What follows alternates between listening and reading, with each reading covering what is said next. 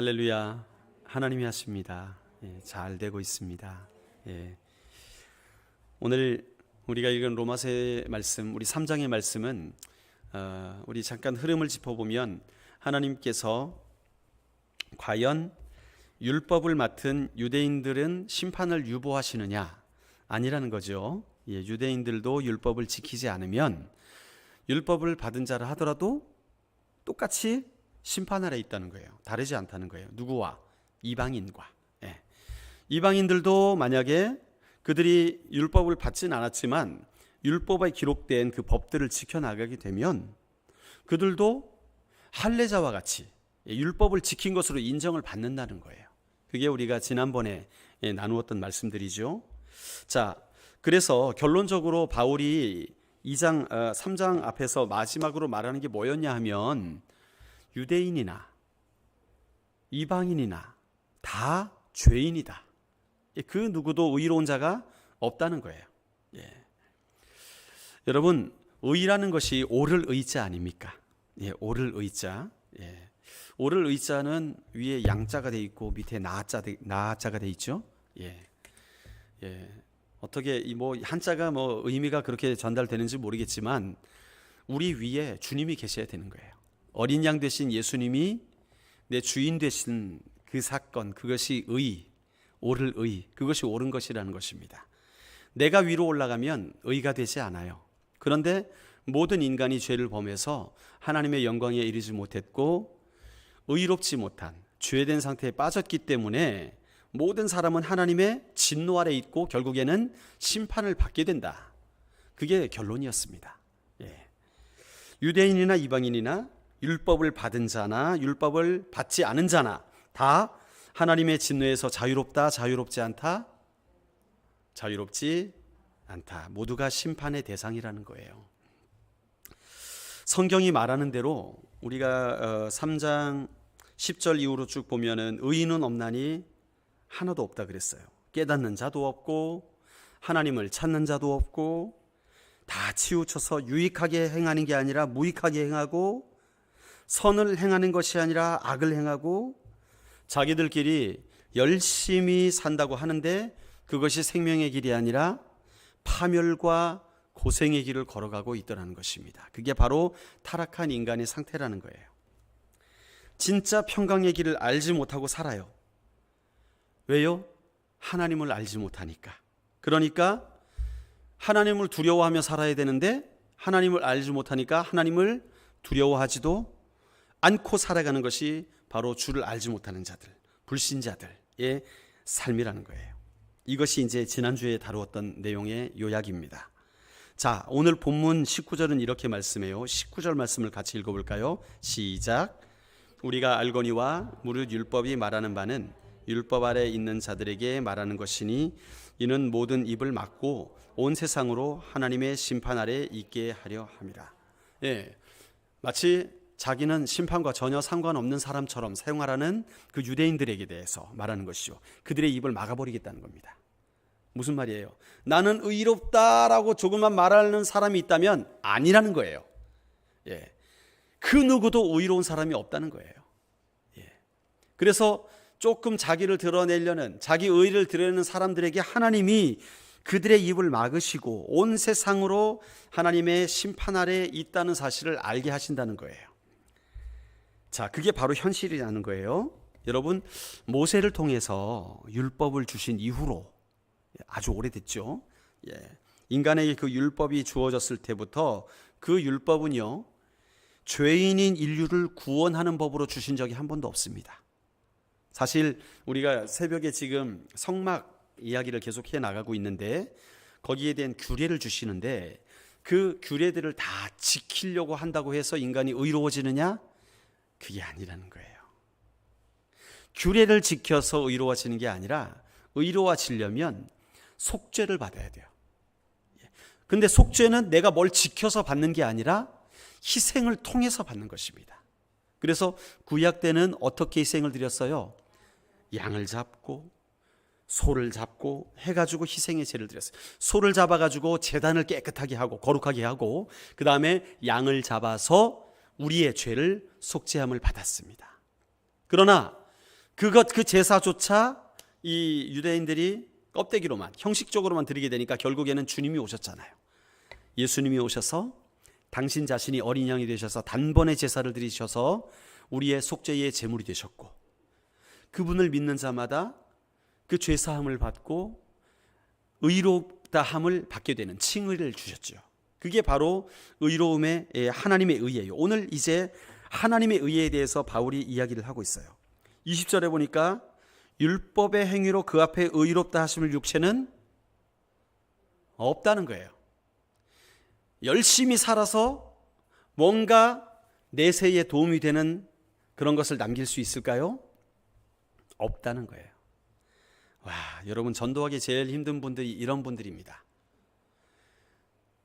홍익인간의 이념을 나의 인생의 어떤 목표로 추구하고 살아가는 사람들, 인간을 널리 이롭게 한다. 그래가지고 절대로 남에게 해롭게 안 하고, 정말 열심히 사시는 분들 있어요. 얼마나 열심히 사는지 거짓말도 안 하고 정말 정직하고 깨끗하게 그렇게 사시는 분들이 있어요. 그런데 그런 분들이 예수 안 믿으면 골치 아픕니다. 골치 아픕니다. 전도를 해도 도대체 자기가 죄인인지를 깨닫질 못해요. 왜요? 나름대로 떳떳하게 살아왔거든요. 다른 사람들과 비교하게 볼 때 나름대로 성실하게 살아왔고, 나름대로 덕을 끼치며 다른 사람에게 유익을 끼치며 산다고 생각했기 때문에 자기는 죄인이라고 생각지 않아요. 여러분, 착각입니다. 성경은 분명히 말씀하고 있어요.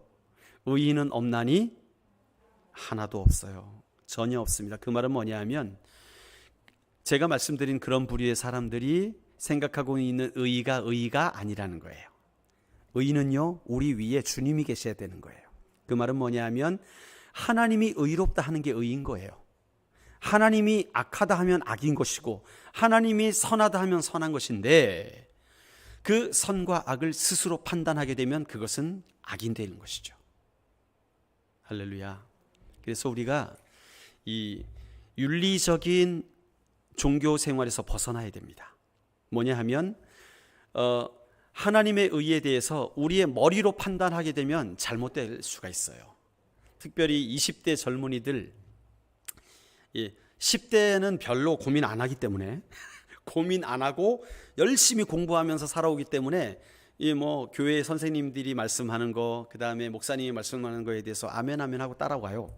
그런데 20대가 되고 대학생이 되면 스스로 생각하는 준비가 됐잖아요. 부모님으로부터 자유롭게 되고, 대학 가면 또 자취나 이런 거 하게 되면서 또 또래끼리 밤새워 술 마시면서 토론하는 거, 이런 게 마치 지성의 상징인 것처럼, 그래가지고 잔디밭에 가지고 막걸리 사다 놓고 밤새도록 퍼마시면서 이 나라의 정치와 인류의 미래를 위해서 고민하는 우리 대학생들 얼마나 많은지 몰라요.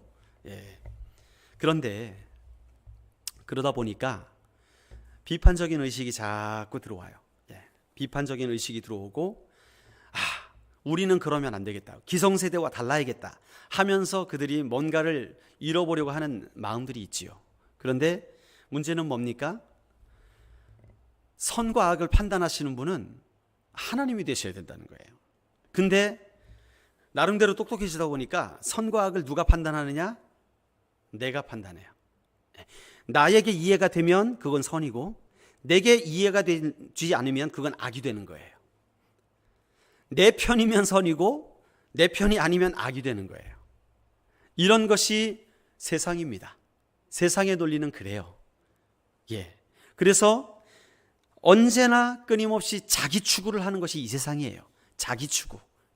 내 가족, 내 직장, 내 자녀, 언제나 자기 추구를 합니다.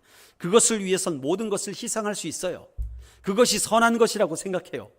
헐리우드 영화도 보면요, 아빠들이요, 어떠한 상황 속에서도 자녀만 지키면 돼. 그것이 선한 거예요. 영화에서 그러더라고요. 항상 헐리우드 영화, 미국 영화는 특히 더 그래요. 모든 것을 다 희생해서라도, 나라를 말아먹어도 자녀를 지켜야 돼요. 그런 관점으로 항상 그립니다. 물론 그것이 틀리다는 것이 아니라 거기에 하나님의 가치가 있느냐 아니면 없느냐가 우선순위라는 거예요. 우선순위.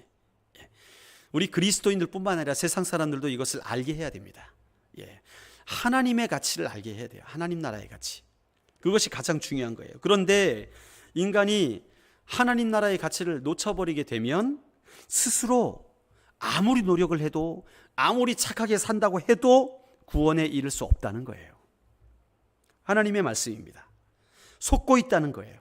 마음을 도둑질 당하는 거예요. 누구에게? 도둑놈에게. 도적이 오는 것은, 내가 온 것은 참 쉬워졌어요. 예. 도적은요, 끊임없이 우리의 생각과 마음을 도둑질 해가지고 우리를 멸망시키려고 하는 것이 목적이기 때문에 하나님 나라의 가치를 없애버리는 거예요. 상실시켜버리는 거예요. 그래서 나를 추구하고 내 가치를 추구하는 것이 진정한 선이고 도덕인 양 우리를 쇠뇌시키려고 합니다. 미디어를 통해서 그러고요, 법을 통해서 그러고요, 어떤 리더십들의 메시지를 통해서 그렇게 만들어 가요. 그러나 아닙니다. 성경은 분명히 말씀합니다. 하나님 떠난 인간은 죄악에 빠진 거예요. 그리고 의인은 없는 거예요. 왜? 하나님을 떠났기 때문에. 하나님만이 의가 되시기 때문에. 할렐루야. 그러므로 오늘 사도 바울은 말합니다. 하나님의 의가 나타났어요. 21절에 보니까 이제는 율법 외에 하나님의 한 의가 나타났으니 이렇게 말씀하고 있어요. 하나님의 의가 나타나야 인간의 문제가 해결될 수 있다는 거예요. 수많은 이 땅에 산재하는 문제들이 다 인간의 죄악으로부터 출발한 것들입니다. 이 죄만 해결되면 우리 삶 가운데 나타나는 모든 문제는 더 이상 문제가 아닌데, 그러기 위해서는 반드시 필요한 것이 있는데 하나님의 의가 나타나야 되는 거예요. 하나님의 의. 자, 이 의, 하나님의 의가 뭡니까? 그 뒤에 보니까 율법과 선지자들에게 증거를 받은 것이니라 그렇게 말씀하고 있어요. 이 말이 뭐예요? 이미 율법에서 말씀했다는 거예요. 장차 하나님의 의가 나타나게 될 것이다. 선지자들도 말씀했다는 거예요. 장차 하나님의 의가 나타날 것이다. 그것을 가장 대표적으로 보여주는, 아주 적나라하게 보여주는 구절이 있습니다. 이사야서 53장이에요. 우리 한번 찾아볼까요? 이사야서 53장. 길지도 않습니다. 12절밖에 안 되는 장이에요. 우리가 잘 아는 구절들이 너무나 많이 들어있죠. 예. 여기에 보면 하나님의 의가 어떻게 나타나는지 그것에 대해서 설명을 해주고 있어요.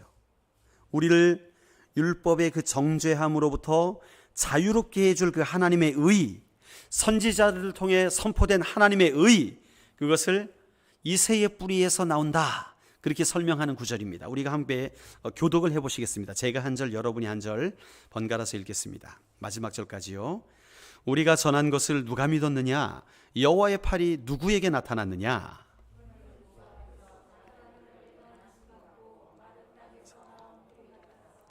모양도 없고 풍채도 없은즉 우리가 보기에 흠모할 만한 아름다운 것이요. 그는 멸시를 받아 사람들에게 버림받았으며 간고를 많이 겪었으며 질고를 아는 자라. 마치 사람들이 그에게서 얼굴을 가리는 것 같이 멸시를 당하였고 우리도 그를 귀히 여기지 아니하였도다.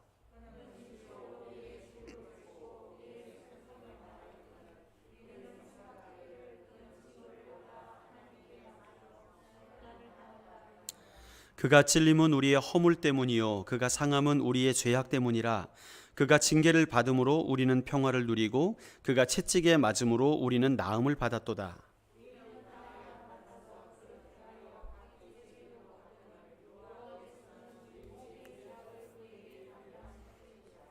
그가 곤욕을 당하여 괴로울 때에도 그의 입을 열지 아니하였으며 마치 도수장으로 끌려가는 어린 양과 털 깎는 자 앞에서 잠잠한 양같이 그의 입을 열지 아니하였도다.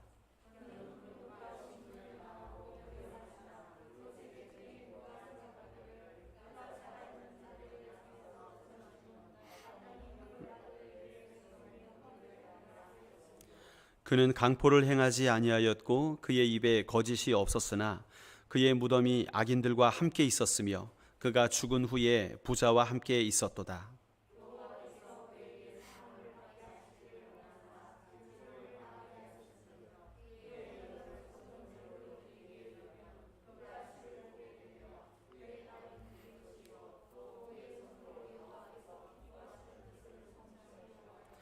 그가 자기 영혼에 수고한 것을 보고 만족하게 여길 것이라. 나의 의로운 종이 자기 지식으로 많은 사람을 의롭게 하며 또 그들의 죄악을 친히 담당하리로다.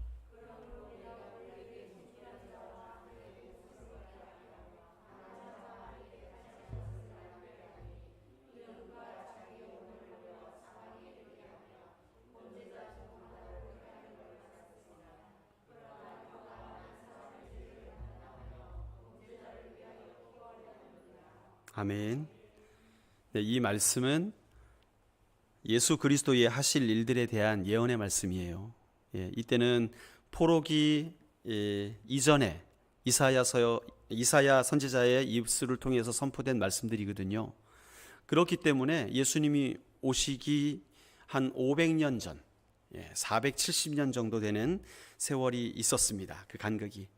예수님이 오시기 거의 500년 전에 이미 이 말씀이 선포되었던 거예요. 율법을 통해서, 선지자를 통해서 하나님의 의가 나타나게 될 것이다. 왜 이게 하나님의 의냐? 사실 우리의 상태가 어떤 상태예요? 지금 본문에 우리가 읽었던 말씀에 4절에 보면 그가 우리의 질고를 진다는 거예요. 우리의 슬픔을 또 당한다는 거예요. 그가 우리 대신에 징벌을 받는다는 거예요. 여러분, 하나님의 의라는 것은요, 죄가 있으면 징벌이 있는 것이 의입니다. 죄가 있는데 징벌이 없다? 비리입니다. 그렇죠? 예. 대통령의 아들이 죄를 지었는데 감옥에 안 간다? 비리죠. 죄를 지면 감옥에 가거나 형벌을 받아야 되는 것이죠. 자, 이것이 하나님의 의예요. 이것이 공의이고 정의입니다. 그런데 문제는 그냥 죄 지은 인간들을 싹 없애면 되잖아요. 그렇죠? 예, 인간이 죄 지었어요. 싹 없애면 될 텐데 하나님이 그러시지 못하는 이유가 뭡니까? 우리를 사랑하시기 때문에 그래요. 예를 들어 볼까요? 미국에 재밌는 얘기가 있어요. 미국에 사람의 가치를 따지게 될 때, 자, 이 여객선이 가다가 조난을 당했어요. 그래서 구명보트에 사람을 태워야 돼요. 타이타닉 생각하시면 됩니다. 그러면 가장 먼저 누구를 태워야 됩니까? 노약자와 어린이를 먼저 태워요. 그 다음에 여자들, 연약하니까, 별로 안 연약하신 분들도 많지만 연약하니까 여자들 또 태웁니다. 그 다음에 개를 태웁니다. 개를 태우고, 왜? 이 개가 죽으면 슬프니까 개를 태워요. 그 다음에 남자가 탑니다. 그런 얘기가 있어요. 그만큼 이 개의 위상이 높은 거예요. 개의 위상. 그래서 제가 아는 목사님 중에서 이 개를 키우시는데 여름에 개를 이게 목에 줄을 묶어가지고 문 앞에다 묶어놨어요. 그 다음날 노란 편지를 받았습니다. 티켓을 받은 거예요. 경찰한테서. 동물을 학대했다고. 왜 학대냐? 땡볕에 묶어놨다는 거예요. 그러니까 개를 학대해서 벌금을 몇백 불을 물었다는 거예요. 미국엔 실제로 그러고 있습니다, 지금. 그러니까 이 개의 존재감이 어마어마합니다. 그래서 개를 키울 때, 개 키우시는 분들은 비용이 엄청나게 들어가요. 개 보험을 들어야, 건강보험, 개 보험을 들어야 되고, 개 이렇게 그루밍이라고 하죠. 털 깎는 거. 그거 한 번 깎는데 엄청나게 비싸더라고요. 사람 한 10배 되더라고요. 털의 양이 10배 되죠. 그러니까 그렇겠지만 어쨌든 어마어마하게 비싸고, 또 비행기 태울 때 개의 자리도 있습니다. 이 박스에다 넣어가지고 보관하는데 그것도 절차가 복잡해요. 개 보험도 들어야 되고, 비행기에서 또 문제가 생기면 안 되니까. 굉장히 개의 가치가 높아가지고 개를 한번 입양하게 되면 죽을 때까지 엄청나게 지극정성으로 보살피고 가족같이 대해요. 그리고 죽으면 어떻게 합니까? 장례식까지 치러줘요. 강아지 장례식까지. 참, 제 생각은 조금은 다릅니다. 저도 개를 좋아해요. 애완개 좋아합니다. 저는 이렇게 작고 귀여운 게 굉장히 예뻐하고, 저도 어렸을 때 개를 키웠었거든요. 대학교 다닐 때, 저희 대학교가 아니죠. 제가 신대원 다닐 때 저를 사랑하는 어떤 저를 아껴주시던 어떤 전도사님이 계셨어요. 그분이 이촌동에 사시는 분이었어요. 이촌동 아시죠? 예. 어마어마하게 비싼 동네입니다. 이촌동이라고 하면 뭐 이 나라의 부자들이 다 모여 사는 동네다 할 수 있는 그런 동네인데, 거기에 동물병원에 어떤 분이 이민을 가시는데 개를 데려가는 절차가 너무 복잡해가지고, 개 이민 절차가 복잡해가지고 도저히 못 데려가고 남겨놓은 개를 이제 정말 잘 키울 사람한테 입양시켜 주라는 부탁을 하고 이제 갔다는 거예요. 그래서 그 전도사님한테 이 동물병원 원장이 누구 줄 사람 없느냐, 무료로 주겠다, 안 팔겠다. 그래가지고 그 강아지가 저한테 왔습니다. 제가 이름을 또또라고 붙였습니다. 또또. 근데 견종이 아메리칸 코카스파니엘이에요. 굉장히 예쁜 견종이에요. 그 새끼가 가격이 그 당시에 그 아이가 350만 원 정도 하는 새끼가 그런 견종이었는데 너무 예뻤어요. 그래서 처음에 받을 때 조그만 했는데 6개월 된 요만한 강아지였는데 1년 전에 한 이만큼 크더라고요. 더 이상 안 크더라고요. 요만한 상태에서. 그런데 개를 데리고요, 이렇게 안양의 공설운동장을 한 바퀴 지나다니면 한 바퀴를 제대로 돌질 못합니다. 그 지나가는 아가씨들이 와가지고 어머 세상에 어떻게 강아지가 이렇게 이쁘냐고, 이름이 뭐냐 그러고 어떻게 받았냐 그러고 뭐 강아지 먹이는 뭘 먹이냐, 왜 그렇게 묻는지, 자기가 키울 것도 아니면서, 그죠? 그렇게 사랑을 받았어요. 그래가지고 저도 개를 키우는 걸 참 좋아하는데, 문제는 수준 이상으로 생각을 하지 않습니다. 짐승은 짐승이라고 생각합니다. 저는 그렇게 개 장례식까지 치를 정도로 저는 투자하지도 않았고, 개 보험 들 정도로 그렇게 투자도 하지 않았는데, 제 생각은 그래요. 개가 병들으면 이제 죽으면 죽어야죠. 어떻게 하겠어요. 그런데 어떤 분들은 요양원에 보내가지고 호흡기를 꽂아가지고 어떻게 하면 이 개의 생명을 조금이라도 보존시키려고 하루에도 몇십만 원, 몇백만 원씩 투자를 해가면서 개의 생명을 연장시켜 가는 사람들도 있어요. 무슨 사람처럼. 여러분, 그럴 가치가 있느냐는 거예요. 과연 그냥 잘 키웠으니까 여기까지다 하고 이제 안락사를 시키든지 어떻게 하든지 하고 이러다가 또 이 환경보호단체, 강아지 보호단체에서 저를 수하는 거 아닌가 모르겠습니다. 어쨌든 뭐 제 한 사견입니다. 그냥 포기하고 더 이상 투자하지 말고 새로 또 사가지고 입양을 해서 하든지 뭐 그러면 될 거 아닙니까? 그런데 왜 그냥 죽을 거 죽게 놔두고 새로 사시 뭐 이렇게 간단하게 하면 될 거를 왜 못할까요? 사랑하기 때문에 그런 거겠죠. 다른 이유가 없죠. 그거 외에 설명할 게 있습니까? 사랑하기 때문에 그런 거예요. 개이지만 사랑하니까 그 개를 조금 더 내 곁에 두려고, 조금 더 생명을 연장시키려고 하는 거예요. 다른 이유가 없어요.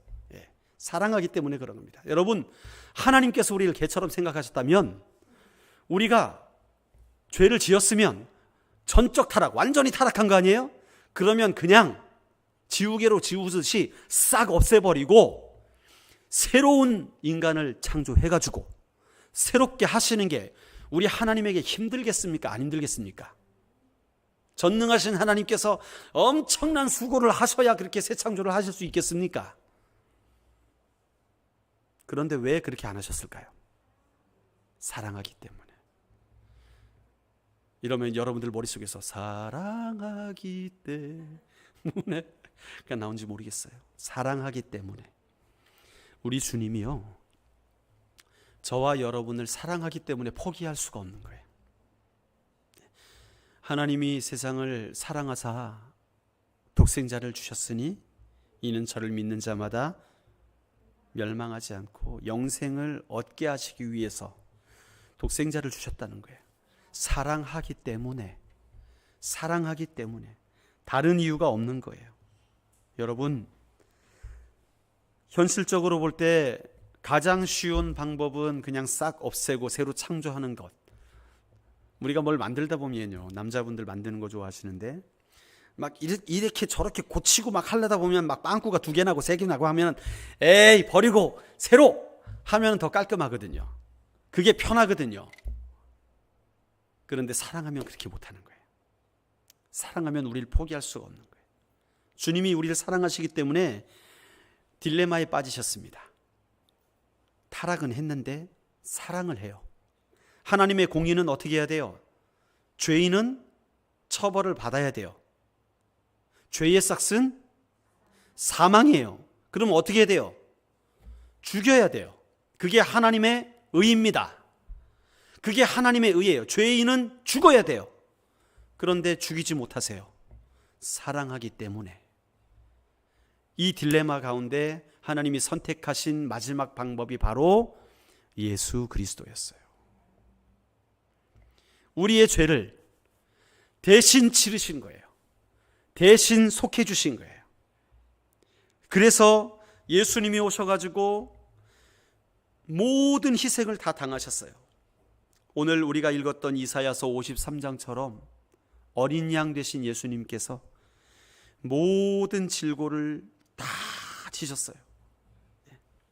그분이 우리의 슬픔을 가져가 주시고 우리의 무거운 죄의 질고를 다 가져가시고, 주님은 징벌받아 마땅한 분이 아닌데, 죄가 없으신 분인데 우리를 대신해서 징벌을 받으신 거예요. 우리가 멸시받아야 마땅한데 우리 대신에 주님이 멸시를 받으셨어요. 우리가 찔려야 하는 거예요. 우리의 허물 때문에 우리가 찔려야 하는데 주님이 찔리셨어요. 우리의 죄악 때문에 우리가 상해야 되는데 주님이 상함을 당하셨어요. 우리가 징계를 받아서 우리가 멸망당해야 하는 것인데 주님이 우리에게 평화를 주시려고 대신 징계를 받으셨어요. 우리가 채찍에 맞아야 되는데 주님이 우리를 치료해 주시기 위해서 채찍에 맞으셨어요. 주님은요, 그 모든 질고를 담당하시면서도 그것을 거부할 수도 있지만 어린 양같이, 도살장에 끌려가는 어린 양같이 아무 말씀도 하지 않으시고 그 순종의 길을 걸어가셨던 거예요. 곤욕을 당하고 신문을 당하고 끌려가서 매를 맞고 채찍에 맞고 하였지만 주님은 어떠한 거절도 하지 않으셨어요. 왜요? 뭐를 이루기 위해서? 하나님의 의를 이루기 위해서. 그 방법밖에 없으셨던 거예요. 주님이 우리의 모든 죄에 대해서 그 값을 다 치르신 거예요. 여러분, 모든 사람이 죄를 범했습니다. 그래서 하나님의 영광에 이르지 못했습니다.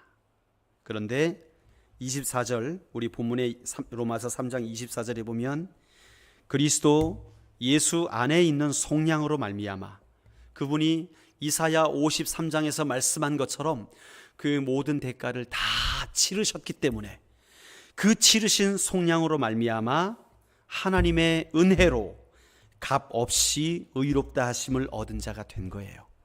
그러니까 우리가 구원받기 위해서 보탤 것이 전혀 필요 없는 거예요. 예수 믿고 구원받으려면 100만 원씩 내라, 그러지 않으셨어요. 예수 믿고 구원받으려면 7일 동안 금식해라, 그러지 않으셨어요. 우리가 그 대속의 그 속량의 은혜에 대해서는 돈을 지불할 이유가 없어요. 왜요? 하나님의 은혜로 값없이 주셨기 때문에. 값없이 주셨어요. 값없이. 그래서 우리가 할 것은 하나밖에 없어요. 25절 말씀처럼 이 예수를 하나님이 그의 피로써 무엇으로 말미암는? 믿음으로 말미암는 화목제물로 세우신 거예요. 자, 주님이 제물이 되셨습니다. 그러면 속죄를 받아야 되는 우리의 의무는 뭐냐 하면 믿음의 제사를 드려야 되는 거예요. 믿음의 제사.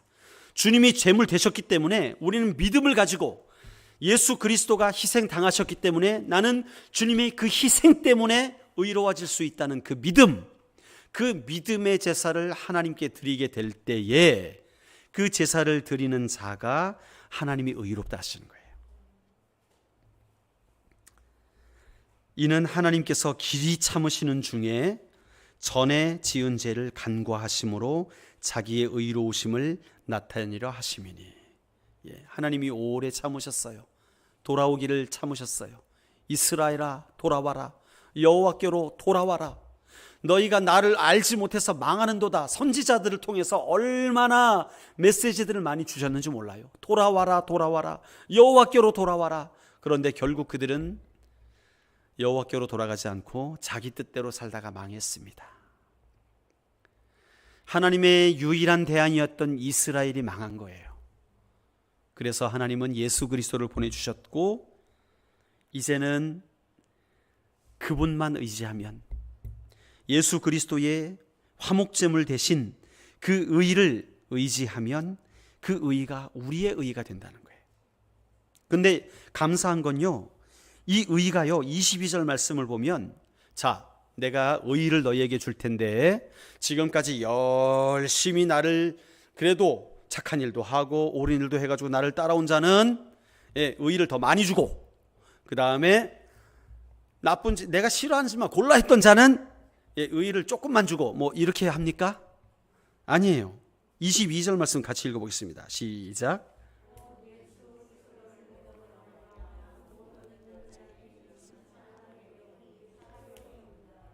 자, 유대인이니까 너희는 그래도 살아온 인생의 역사가 있으니까 조금 의를 더 많이 주고, 이방인들은 이제 믿기 시작했으니까 아직 쌓아놓을 게 많아.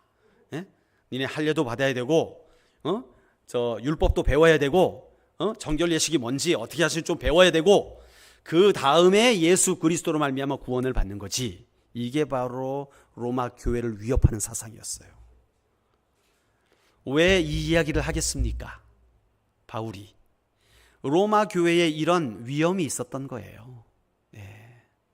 이 의, 하나님의 의는 차별이 없어서 모든 믿는 자에게 구원을 주시는 능력이 되시는데, 그것이 아니라고 주장하는 사람들이 있었다는 거예요. 할례도 받아야 되고, 11조도 내야 되고, 그 다음에 또 너희들이 정결 예식도 해야 되고, 적어도 유대인처럼 율법을 지켜야 예수 그리스도를 믿는 믿음 플러스 돼가지고 구원받는 것이지 라고 하는 잘못된 교리에 빠진 사람들이 있었다는 거예요. 그렇기 때문에 이 잘못된 교리에서 벗어나라는 거예요. 하나님의 의는 차별이 있다 없다? 없다. 모든 믿는 자에게 공평하게 주시는 하나님의 은혜라는 거예요. 어떤 사람에게는 값을 지불하라 그러고 어떤 사람은 공짜로 해주고, 아니라는 거예요. 모든 사람에게 값없이 은혜로 주시는 하나님의 선물인 것입니다. 자, 26절에 보면 곧 이때에 자기의 의로우심을 나타내사 자기도 의로우시며 또한 예수 믿는 자를 의롭다 하려 하심이라. 예수님께서 이 땅에 오셔서 모든 의의를 이루셨어요. 공의를 이루셨습니다. 본인이 치르지 않아도 되지만 우리의 죄를 대신해서 모든 값을 다 pay off, 지불을 다 하셨어요. 더 이상 지불할 게 없어요. 이 죄의 대가는 우리의 과거, 현재, 미래의 모든 죄를 다 포함하는 것입니다. 그렇기 때문에 이제 더 이상 인간이 예수님만 믿기만 하면 과거, 현재, 미래의 죄에 대해서 죄의 대가를 지불할 이유가 없는 거예요. 이게 예수님이 하신 일입니다. 그래서 예수님은 본인이 하신 것을 통해서 하나님의 의를 이루셨어요. 하나님의 의를 온전히 만족시키셨습니다. 그리고 더불어서 예수 믿는 자를 의롭게 해주셨어요. 그런즉 27절의 말씀이 당연한 것이죠. 그렇죠? 자랑할 때가 어디 있느냐? 우리가 봉사를 좀 많이 했다고 자랑하느냐? 제가 그래도 안수 집사입니다. 서리 집사가 아닙니다. 여러분, 이게 중요한 게 아니에요. 여러분, 안수 집사, 서리 집사, 뭐 장로, 일반 뭐 평신도 여기 때문에 더 의롭고 덜 의롭고 한 게 아니에요. 주님 앞에서 다 똑같습니다. 하나님의 의는요, 공평하고 똑같은 거예요.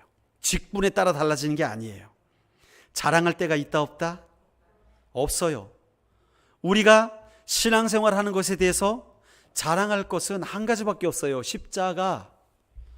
십자가만이 우리가 자랑할 것이지, 뭐 내가 그래도 교회를 25년 동안 섬겼습니다, 개척 멤버입니다, 나는 교회 성전 헌금할 때 내가 10%를 냈습니다, 뭐 이런 것이요 의로운 게 아니라는 거예요. 이게 의의가 아니라는 거예요. 그런데 우리는 이게 의의가 되었으면 하죠. 그래도 좀 남들이 인정을 해줬으면 하죠. 예, 성도들은 인정해 줄 수 있지요. 존중해 줄 수 있습니다. 그러나 그것을 하나님 앞에 그거 가지고 내가 의롭다? No. 하나님은 오히려 그 의의를 드러내려 한다면 그것을 교만으로 여기실 것입니다. 여러분, 그러므로 오늘 말씀대로 무슨 법으로냐? 행위로냐? 아니라 오직 믿음의 법으로니라. 우리가 의로워질 수 있는 것, 우리의 행위가 아니라 믿음의 법밖에 없다는 거예요. 어떻게 믿는 게 예수 잘 믿는 것입니까? 가르쳐 주십시오. 어떻게 하라 그러겠어요? 주님 뜻대로 사십시오. 그거예요. 예. 뭐 열심히 뭐 새벽기도 하십시오, 열심히 뭐 헌금 많이 하십시오, 뭐 가르쳐 줄 수도 있죠. 그러나 그런 껍데기보다 더 중요한 게 뭡니까? 주님의 의의를 기억하고 주님 뜻대로 살아가는 거예요. 예, 그게 가장 중요합니다. 제가 깜짝 놀란 게 있어요. 미국에는요, 미국 한국 교회에는요, 어떤 교회들은 교회에 예수 안 믿는 사람이 너무 많아요. 예, 교회에 예수 안 믿는 사람이 너무 많아요. 전도할래도 전도가 안 돼요, 교회 안에서. 예, 무슨 말이냐 하면 그냥 영화관 가는 거랑 비슷하게 생각하는 거예요. 예, 교회 가면 어떻게 합니까? 일단 입장료를 좀 준비해야죠. 예, 입장료 준비해가지고 입장료 내면 음악도 들려주고 또 감동 주는 메시지도 주고 하니까 기분도 좋아지고 위로도 받는 것 같고 마음의 평강과 위로도 얻고, 끝난 다음에 장로님들, 집사님들이랑 비즈니스 얘기 좀 하고 카드 좀 돌리고, 예, 명함 좀 돌리고 해서 이렇게 해서 음식도 먹고, 음식 먹었으니까 또 감사헌금도 하고, 예, 이렇게 신앙생활 하는 분들이 너무나 많아요. 그들의 삶 가운데 주인 되신 그리스도가 존재하지 않아요. 다른 말로 하면 하나님의 의의가 없어요. 여러분, 우리의 자신을 점검해 봅시다. 교회는 다녀요. 직분도 있어요. 그런데 과연 우리 안에 하나님의 의의가 있느냐? 예수 믿는 자냐? 예수 믿는다는 말이 뭡니까? 믿습니다 하면 믿는 자입니까? 예? 믿습니다, 이거보다 좀 세게 더 믿습니다 하면 믿는 자입니까? 그게 믿음이 아니잖아요. 믿는 건 뭡니까? 믿는 행동이 나와야지요. 믿는 대로 살아야지요. 그게 믿음이지요. 예. 내가 믿기 때문에 주님의 뜻을 따라 살아야지요. 그게 믿음이지요. 여러분, 예수님이 오셔서 우리의 죄를 속량하신 것, 그것을 믿는 자마다 하나님의 의의가 우리의 의의가 된다고 말씀해 주셨어요. 자, 그렇게 되면 우리에게 자랑할 것이 없다고 또 말씀하셨습니다. 오직 자랑할 것은 예수 그리스도의 십자가밖에 없어요. 그러므로 28절처럼 사람이 의롭다 하심을 얻는 것은 율법의 행위에 있지 않아요. 믿음으로 되는 줄 알아야 되는 거예요. 아멘. 하나님은 다만 유대인의 하나님이시냐? 아니죠. 이방인의 하나님도 되신다는 거예요. 그렇기 때문에 이제 이 로마 교회 안에 모든 분쟁이 있을 이유가 없다는 거예요. 율법 지켜라, 헌금 똑바로 해라, 뭐 이렇게 해가지고 나는 하는데 넌 왜 안 하냐, 이거 가지고 싸울 이유가 없다는 거예요. 할례자도 믿음으로 말미암아, 무할례자도 믿음으로 말미암아 의롭다 하심을 입었기 때문에 우리가 다 같이 하나님의 은혜를 받은 자, 동일한 자라는 것이죠. 그런즉 31절, 우리가 믿음으로 말미암아 율법을 파기하느냐? 자, 여기 보십시오. 중요한 게 있습니다. 자, 예수님께서 오셨기 때문에 율법을 폐하셨다. 그래서 우린 구약의 율법 하나도 안 지켜도 된다. 맞을까요? 틀릴까요? 예. 자, 근데 이제 틀려요 하면서도 꺼림직한 게 있어요. 거의 먹으라 먹지 말라 한 것도 생각나고 갑자기, 그죠? 예? 우리가 왜 발굽 갈라진 것 뭐 이런 것들 생각나지 않습니까? 그럼 개고기를 내가 지금부터 먹어야 되나 말아야 되나 뭐 이런 생각도 나고, 제사 지은 음식을 먹는 문제들, 그다음에 율법에서 명하는 문제들 있잖아요. 그렇죠? 이런 문제들을 어떻게 해야 되느냐. 율법을 폐하셨으니까 안 지켜도 된다, 이렇게 생각하면 마음은 편한데 그렇지 않다는 거예요. 율법을 완성하셨다는 거예요. 오늘 본문에서도 율법을 파기하느냐? 그럴 수 없느니라. 도리어 율법을 굳게 세우느니라. 이게 무슨 말씀이냐. 자, 우리가 율법을 주신 상황을 조금 이해해야 되는데 이 얘기를 하면 또 20분이 더 가기 때문에 많이 생략을 하겠습니다. 초기 율법은요, 자, 모세에게 주신 초기 율법은 그들이 하나님을 잘 알지 못하는 백성들이었어요. 애굽에서 400년 동안 종로로 타던 사람들이 갑자기 모세를 통해 여호와 하나님이라는 분을 듣게 됐고 기적을 통해서 새 율법을 받은 거니까 초신자입니까? 기신자입니까? 초신자였어요. 예, 이 출애굽한 애굽에서 출애굽한 백성들은 초신자였어요. 그러니까 이 초신자들에게 너희가 하나님의 경륜을 따라 생활하여라, 그러면 이해를 합니까? 못합니까? 마침 이런 거예요. 갓난아기한테 부모를 공경해 알았지? 네, 이거랑 똑같은 거예요. 찌찌 잘 먹으면 부모 공경하는 거예요. 그죠? 배탈 안 나고 똥 잘 싸면 그게 부모를 공경하는 거예요. 그러니까 찌찌 잘 먹어라, 아유 똥어 좀 잘 싸라, 그게 이제 갓난쟁이들한테 하는 엄마들의 말 아닙니까? 그렇죠? 아이고 감사하네, 아이고 똥도 예쁘게 쌌네. 그건 엄마만이 예쁘죠. 그렇죠? 옆집 아저씨는 별로 안 예뻐할 겁니다. 어쨌든 아이들, 그 초신자한테는 초신자에게 어울리는 율법을 주신 거예요. 그래서 먹는 것, 광야에서 생활하면서 그들이 먹으면 될 것과 먹으면 안 되는 것들이 있겠죠. 그렇죠? 거기에서 그들이 가나안 땅에서 생활하면서 그들이 지켜야 될 것과 지키지 말아야 될 것 하나하나를 초기 율법으로 주신 거예요. 그러나 이 율법이 왜 이렇게 지켜야 되느냐? 십계명과 율법을 지키는 이유는 하나님을 어떻게 사랑하는지 배우라는 거예요. 자, 우리 어린이들에게 부모님들이 가정교육을 할 때 공경해라 이렇게 하면 뭐가 공경인지 모르니까 인사 잘해라, 인사 똑바로 잘해라, 감사합니다 잘해라, 어느 집에 가면 먼저 고개 숙여서 인사부터 하고 나올 때도 고개 숙여 인사하고 나와라, 어른이 먼저 먹을 때까지 기다려라, 어른이 다 드실 때까지도 일어나지 말아라. 이게 예절 교육이잖아요. 그냥 그 어른들을 잘 공경해라 이러면 알아듣습니까? 못 알아듣죠. 그러니까 하나하나 짚어주시는 거예요. 그게 초기의 율법이라는 거예요. 그러나 부모를 공경해라 라는 말을 예수님께서 풀어주십니다. 너희는 마음을 다하여 주 너의 하나님을 사랑하라. 그리고 내 이웃을 내 몸과 같이 사랑하라. 이것이 율법과 선지자의 강령이니라. 그러니까 하나님께서 주신 율법을 다 지키려면 율법 365가지를 다 기억해가지고 외워가지고 달달 암송한 다음에, 우린 60개지만 거긴 365개예요. 달달달달달 유대인처럼 외워가지고 그거 안 지키려고 그냥 그 뭡니까 이 안식일에 그 노동 안 하려고 바늘에 실 꽂아 놓으면 안 되는 것처럼 이런 율법을 지키기 위해서 안달하는 게 중요한 게 아니라 하나님을 뜨겁게 사랑하면 되는 거예요. 이웃을 뜨겁게 사랑하면 되는 거예요. 그러면 이 율법이 저절로 지켜지는 거예요. 예? 그거를 말씀하시는 거예요. 그러니까 율법을 파하는 게 아니라 우리가 하나님의 의의를 깨닫고 예수 그리스도의 사랑을 깨닫고 주님이 나를 구원하셨군요.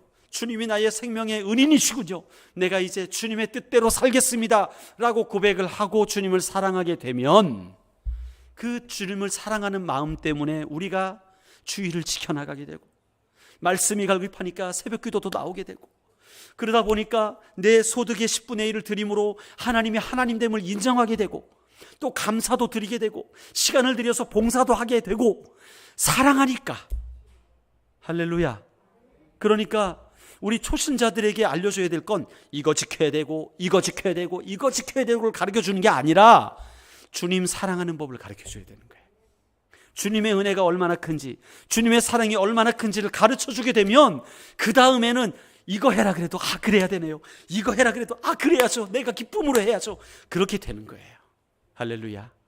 그래서 율법을 굳게 세우게 되는 줄로 믿습니다. 이것이 바로 사도 바울이 우리에게 알려주는 하나님의 의인 줄로 믿습니다. 하나님의 의인은요, 어려운 것이 아닙니다.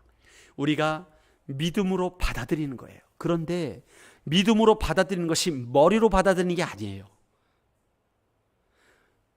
이 의를 받아들이는 것은요, 예수 그리스도를, 그분이 나를 사랑하신다는 것을 알고 그분의 사랑 앞에 반응하는 것입니다. 우리를 그냥 죄인된 모습으로 내버려 두지 않으시고 포기하지 않으시고 끝까지 사랑하셔서 이사야서 53장에 그 모든 대가를 다 치르시고 우리를 건져주신 그 은혜, 그 사랑의 은혜 앞에 믿음으로 반응하는 것, 그것이 하나님의 의에 대한 우리의 반응인 줄로 믿습니다. 그러니까 자랑할 게 없어요. 그러니까 우리가 교회 안에서 싸울 게 없어요. 다툴 게 없어요. 같이 일하다 보면 마음이 안 맞아가지고 기분이 나쁠 때도 있죠. 그러나 그거 가지고 내가 이 사람 때문에 안 되겠습니다, 내가 교회를 옮기든가 해야지, 그럴 필요가 없다는 겁니다. 할렐루야.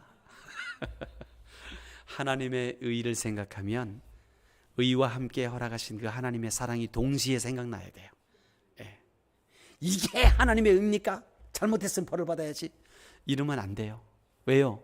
우리는 죄인임에도 불구하고 용납받은 자거든요. 우리가 자랑할 것이 없어요. 우리는 그저 사랑받고 용서받은 것밖에 없어요. 그 나를 사랑하신 주님을 믿는다고 고백한 것밖에 없어요.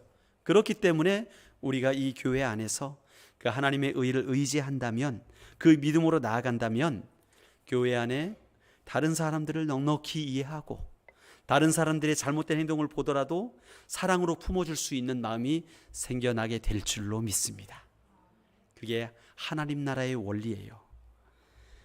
아무쪼록 저와 여러분이 오직 은혜로, 오직 믿음으로, 오직 예수로 살아가시기를 주의 이름으로 축원합니다.